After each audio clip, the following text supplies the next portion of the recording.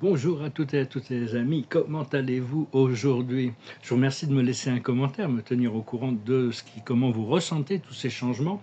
Je vous remercie aussi de vos likes, vos partages. Je vous remercie infiniment pour vos dons. Si vous voulez une consultation privée, vous pouvez m'envoyer un email. Je pensais que bon, tous les jours, il y a deux choses on doit se programmer pour demander au réveil le matin. La première chose, c'est quelle grande bénédiction va venir à moi aujourd'hui? Et la deuxième, comment puis-je servir aujourd'hui?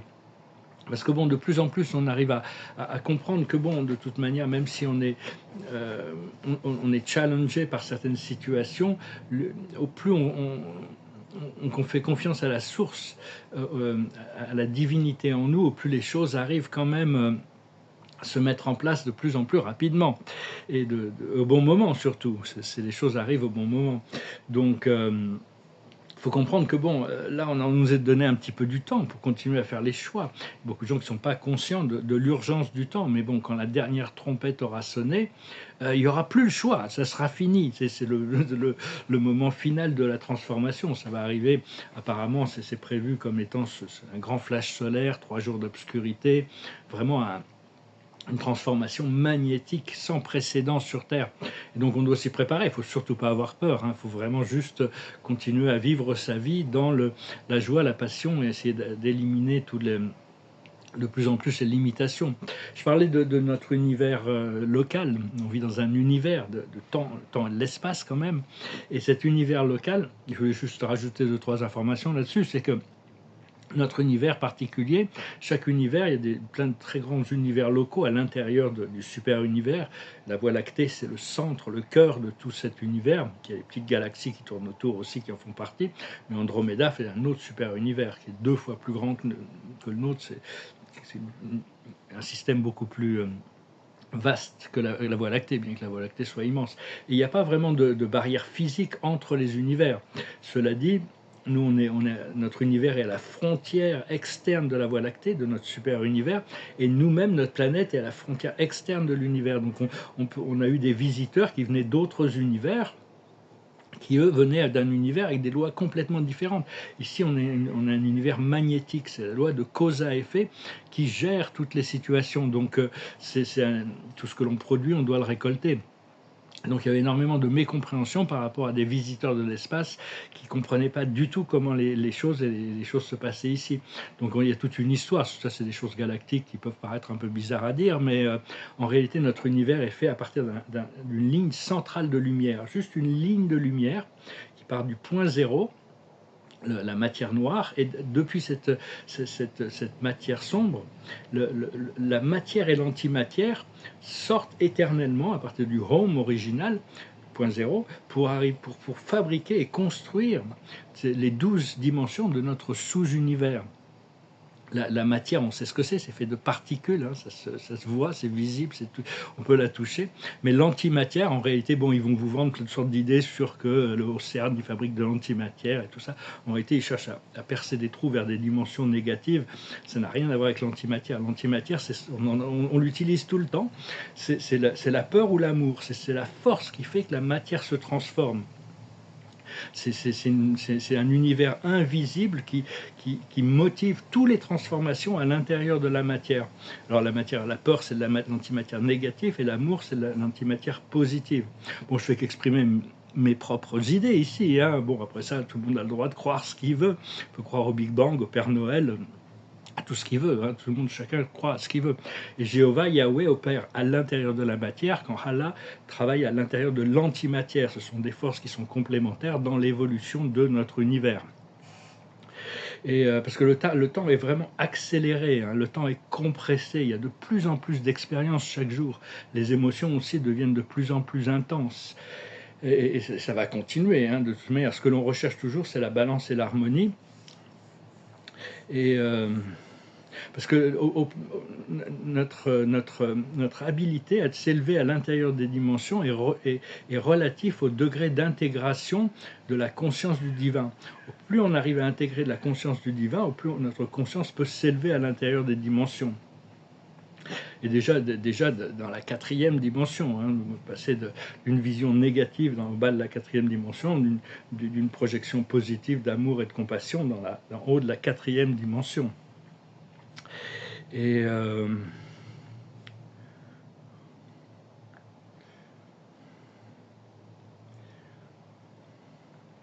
parce que les réalités du monde spirituel, on les accepte mentalement d'abord, on doit les accepter à travers notre foi, notre croyance, on les adopte, on les cherche. Mais à un moment donné, ça devient ça finit, si on s'accroche quand même à ces réalités sur lesquelles à travers nos croyances, ça devient des réalités spirituelles, des choses qui se manifestent et qui s'incarnent dans notre expérience personnelle. C'est une sorte de... Parce que même la religion doit être une expérience personnelle de communion, de connexion, de communication et de communion avec notre Créateur. Il y a des vérités qui sont complètement universelles, sont là pour tout le monde, on ne peut pas les changer, les lois de l'univers sont universelles, sont invariables. Par contre, il y a beaucoup de choses qui sont, ça dépend de chaque âme, il y a des choses qui peuvent être acceptables pour une âme et qui ne sont pas acceptables pour une autre. Il y a des croyances qui fonctionnent pour une personne et qui ne vont pas fonctionner pour une autre. Dieu permet certaines choses à certaines personnes, certaines âmes, selon leur degré d'évolution, qu'elle ne permet pas aux autres. Donc ce qui se passe actuellement, c'est qu'il y a la désactivation de beaucoup d'anciennes peurs et de doutes. C'était des implants qu'on avait à l'intérieur de nous qui réactivaient toutes ces choses. Maintenant, on n'en a plus besoin, on les efface, on invoque la lumière violette toujours. Hein. La lumière divine est plus puissante que tous ces artifices de l'obscurité, hein, de toute manière. Et comprendre que notre moi supérieur, notre âme, c'est l'architecte et le metteur en scène de toute notre vie. Et quand on s'élève dans les dimensions, on garde notre individualité, seulement on prend conscience qu'on fait partie d'une unité, on fait partie d'un groupe de conscience. Et quand on s'élève dans les champs unifiés, on n'a pas forcément les mêmes idées sur les choses, on n'a pas forcément les mêmes perceptions sur les choses, c'est pas une standardisation de la conscience, c'est juste qu'on prend conscience il y a ce flot de l'amour et de la vie éternelle qui nous connecte, et on travaille dans le champ harmonique du flot, tout en restant vrai par rapport à soi-même. C'est grâce à cette diversité. Il y aura toujours de la diversité, hein, même dans... Donc vraiment, chaque matin, c'est bien de se demander, se poser la question, quelle immense bénédiction est prête à venir à moi aujourd'hui. On ne sait pas. On ne sait pas, peut-être qu'aujourd'hui c'est notre dernier jour sur Terre aussi, on ne sait pas, hein, il n'y a que Dieu qui sait. Mais bon, toutes sortes de choses peuvent se passer à tout moment. Donc voilà les amis, je voulais parler un petit peu du régime. Il y a beaucoup de gens qui avaient une question qui me posaient. Est-ce qu'il faut être végétarien pour ascensionner? Alors bon, ça dépend, il faut vraiment écouter son corps. Moi personnellement, je me suis réveillé à la spiritualité grâce au bouddhisme, et donc je mangeais que de la viande. Puis il m'a fallu 2-3 ans pour arrêter complètement la viande. Je suis resté végétarien pendant plusieurs années, puis je suis tombé malade, je me suis aperçu qu'il fallait que je remange de la viande. Mais j'ai des accords avec les âmes des animaux qui me permettent de ne pas être dérangé par le karma, parce qu'un animal, s'il a eu des émotions négatives au moment de sa mort, on doit les gérer. C'est pour ça qu'il y a beaucoup de conflits des fois autour de...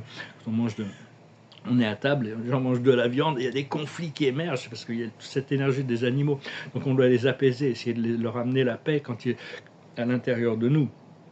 Donc c'est plus facile d'être végétarien, on est moins dérangé par les énergies, les énergies vivantes de la nature sont beaucoup plus pures que celles des animaux qui ont une nature animale quand même, mais enfin bon, il faut quand même écouter son corps, et c'est important de savoir qu'est-ce que notre corps demande à tout moment pour garder l'équilibre, et peut-être diminuer les quantités de nourriture surtout, et puis voir comment s'adapter. Hein. C'est pas une obligation, mais enfin on se dirige quand même vers une nourriture plus légère et surtout moins transformée chimiquement. Hein. C'est juste une perception par rapport à ces choses, mais ça m'est arrivé d'avoir des contacts avec les âmes des animaux que j'avais mangés. C'est des expériences extraordinaires, magiques, merveilleuses. Bon, pas toutes, hein. Les cochons, j'ai jamais eu d'ambiance avec les cochons, mais enfin je mange du porc, hein, c'est pas...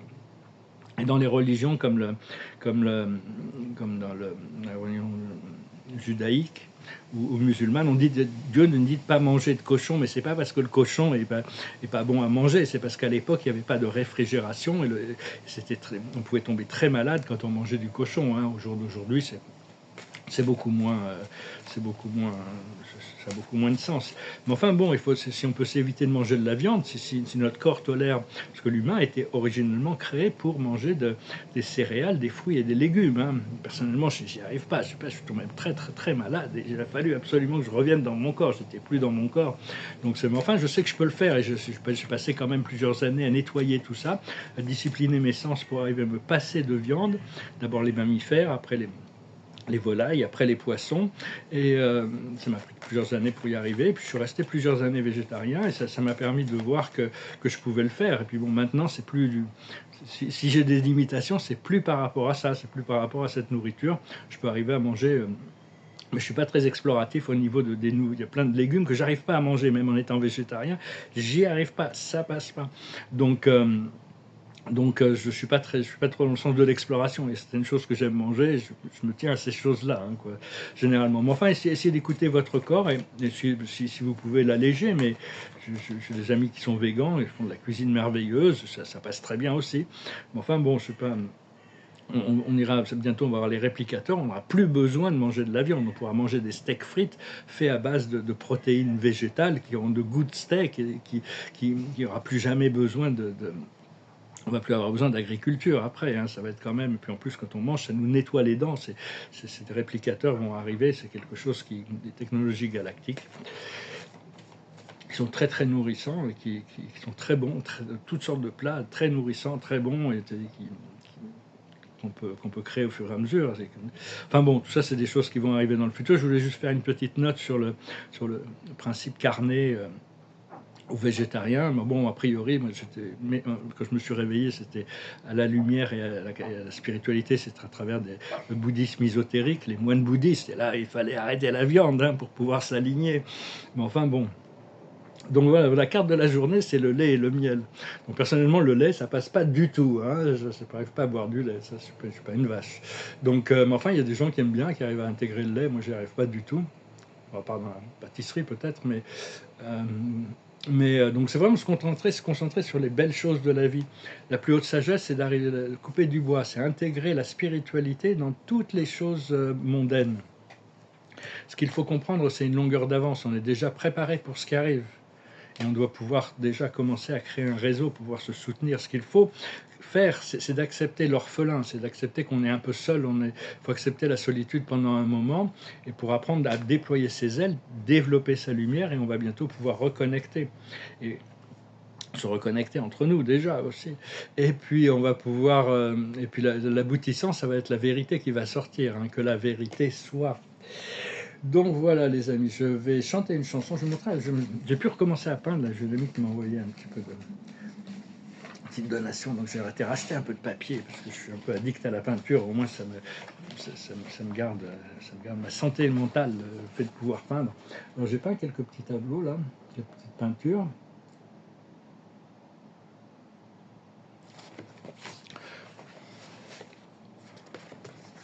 Vous allez un peu plus chaud.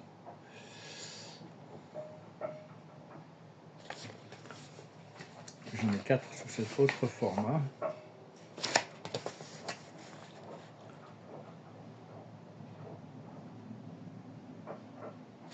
Ça me fait un peu penser quand même, c'est vrai qu'à Cy Twombly, c'est un artiste abstrait qui était assez aventureux, qui faisait des choses très très aventureuses. Bon, on ne peut pas les confondre avec des Twombly, mais c'est vrai que il peut y avoir beaucoup d'expressionnistes américains, il y a pas mal de... Soddy, je pense qu'elle reste absolument unique, il y a de l'énergie vraiment, beaucoup d'énergie spirituelle dans ces tableaux.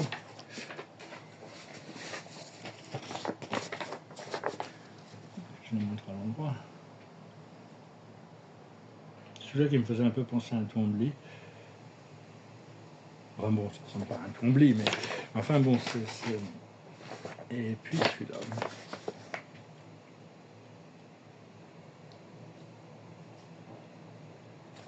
Donc voilà les amis, l'esprit me disait il voulait que je chante. Il fallait que je chante. Ils étaient pas, ils disaient: «Ah, tu fais des vidéos, ouais, j'ai chanté, chanté». Donc bon, je me prends une petite chanson. J'avais chanté une chanson, puis c'est celle-là hier soir qui me passait par la tête. Alors je me suis dit: «Bon, ben, c'est celle-là que je vais chanter». Ça s'appelle «Dream a little dream of me». Rêve un petit rêve de moi. Stars shining bright above you, night breezes seems to whisper I love you, birds singing in the sycamore tree, dream a little dream of me. Say nighty night and kiss me, just hold me tight and tell me you love me, while I'm alone and blue as can be.